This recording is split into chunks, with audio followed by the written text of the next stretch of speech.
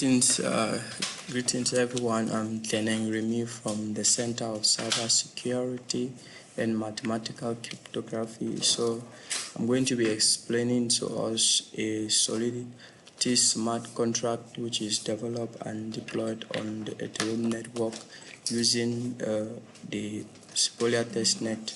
So in this project, I will develop, test, deploy, and verify an ERC20 token, and also a UBA education credentials that will be stored on the Ethereum network and will be allowed to communicate with the ERC20 token.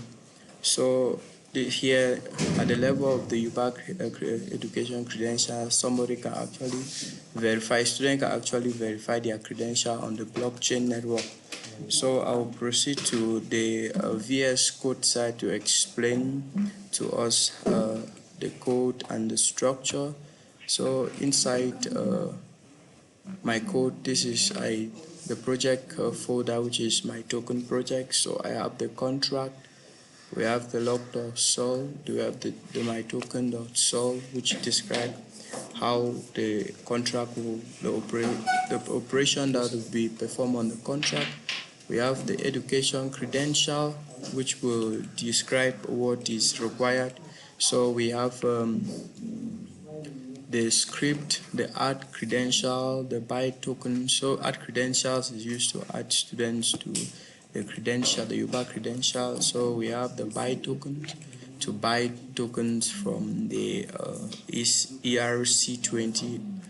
Then we have the deploy credentials is used to deploy the credential. We have the deploy JS, which I actually use it to deploy the ERC20 token. So we have the transfer credential, which is used to transfer. I actually use it to transfer in. So we have the verify credentials.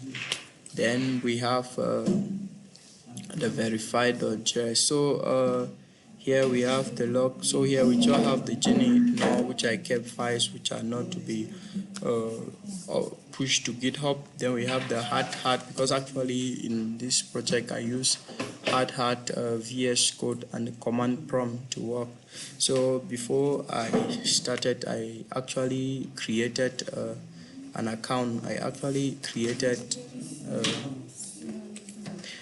an account in the Sepolia testnet, and then I visited an Ethereum Sepolia faucet to buy some tutas to import some into my account. So from there now I started working.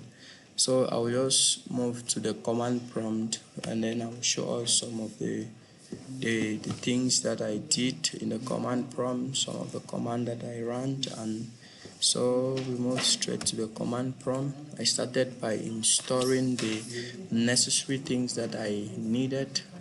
So I had to install, configure, and then after running everything, I had to deploy, even though I had some errors, but I corrected them and deployed. Everything was successful. So actually I also added a student with my name Teneng to Nyanzo Remy to the UBA credentials, and it was added, and I verified using the verify credential that I showed us from the VS Code, and it was verified successfully.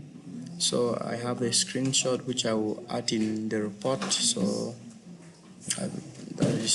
then I also from here I also had to push the work into the GitHub repository which I created.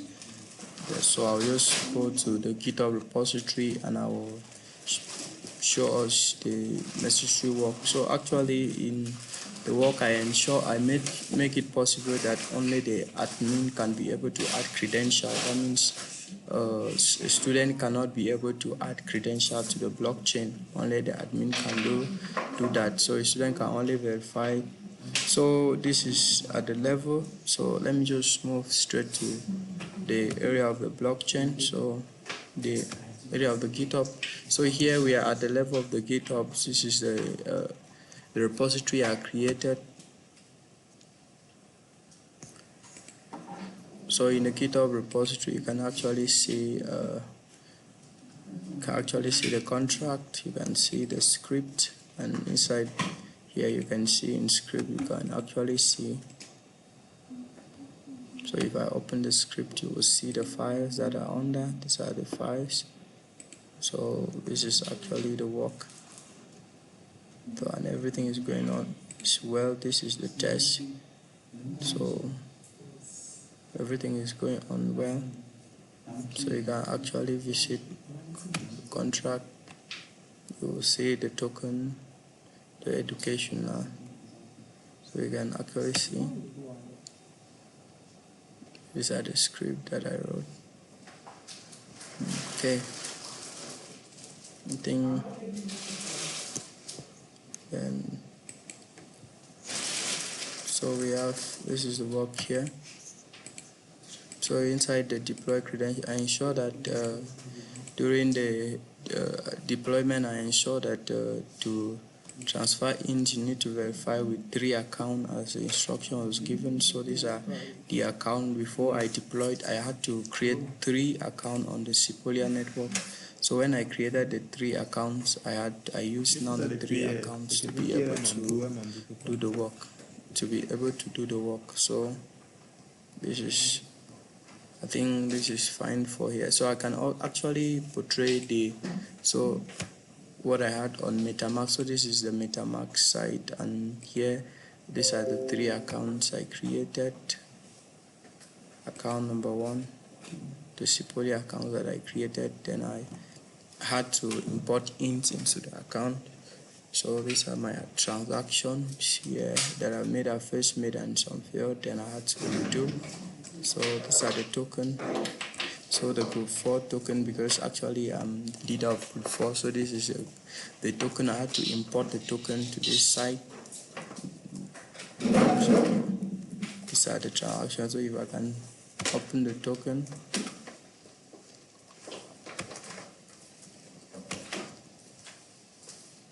you can actually see. So we can move to the Ether scan. So at the level of the Ether scan,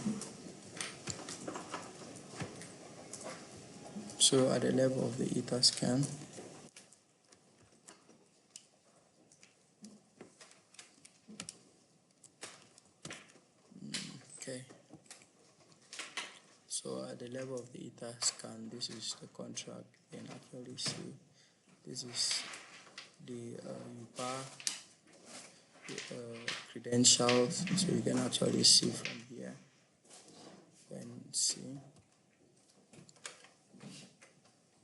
So these are the various transactions that have been done with their hashes. These are the hashes. So you can actually see them.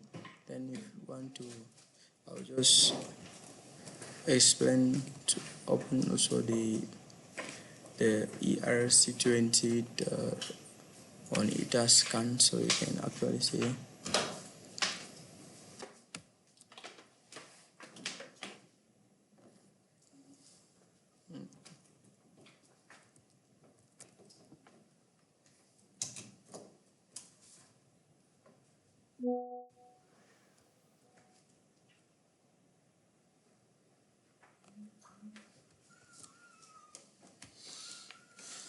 Okay, so on the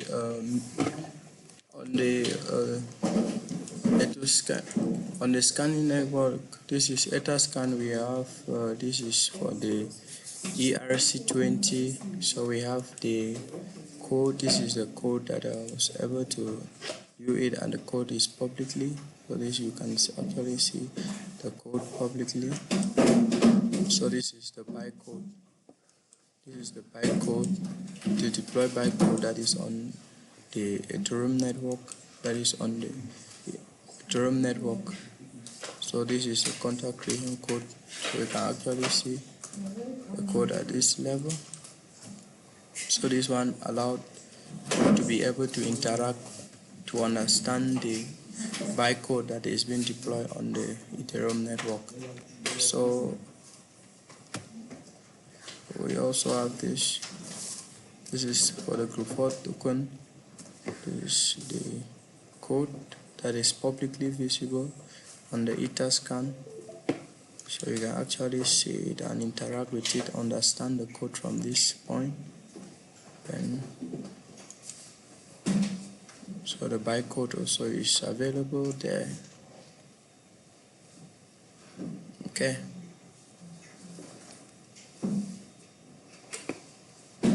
so it's publicly visible and can be usable.